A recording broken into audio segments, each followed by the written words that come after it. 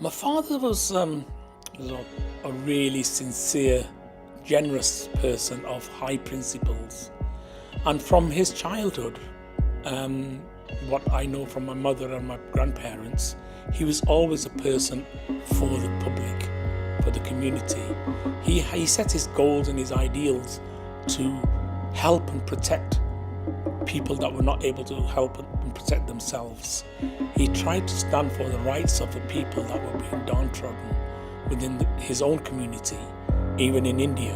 His interest in community work, in social work, and trying to rectify social injustice was from the onset, It was in his character, it was inbred in him, He would help new immigrants who came over, help them to get peddling licenses so that they were able to work, help them get driving licenses, try to sort out their visas and passports and housing needs, much to to my mother's anguish, because he would devote more time to other people than he would to his family.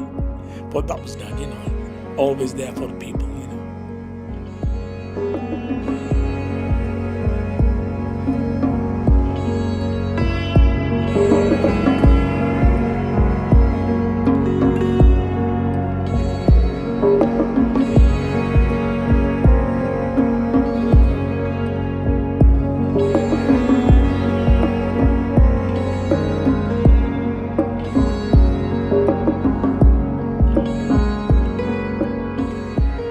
This was not only a racial issue, but also a cultural issue in terms of patterns of living and so on that were seen as. This is where there is a very close parallel with what has happened in Britain recently, leading to the Brexit vote. They are seen as a kind of bearer of much wider economic problems which come from globalization and so on. That's the current situation, and I think that finds its echo in this earlier period. They weren't just, as it were, individuals deciding they wanted to come and improve their lives in Britain, but also they were positively encouraged to do so by businesses and local authorities that actually couldn't find the workers themselves. We are living through a similar kind of period to that, which occurred in the 1960s, which gave rise to figures like Enoch Powell, and here to the leaders of the Brexit campaign, quite clearly on an anti-immigrant platform. For the rights of the migrants across the world, it was probably one of the most notable achievements. The fact that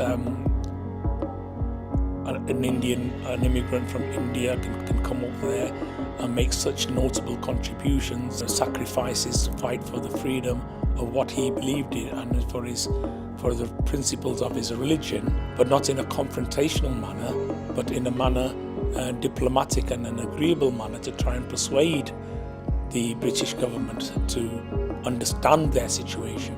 At the time, the interaction between the Sikhs and the wider community was probably still one of surprise, to see people wearing a turban, a brightly coloured turban, to see people wearing full-length beards and such like, was unusual on the streets of Manchester. Not to provoke hostility, but to provoke attention. It's in that context that Gyani Ji's fairly extraordinary series of events were bound to draw attention to somebody from the Sikh community. The world should learn that from his campaigns and from his activities, that there is a non-violent way to get what you want.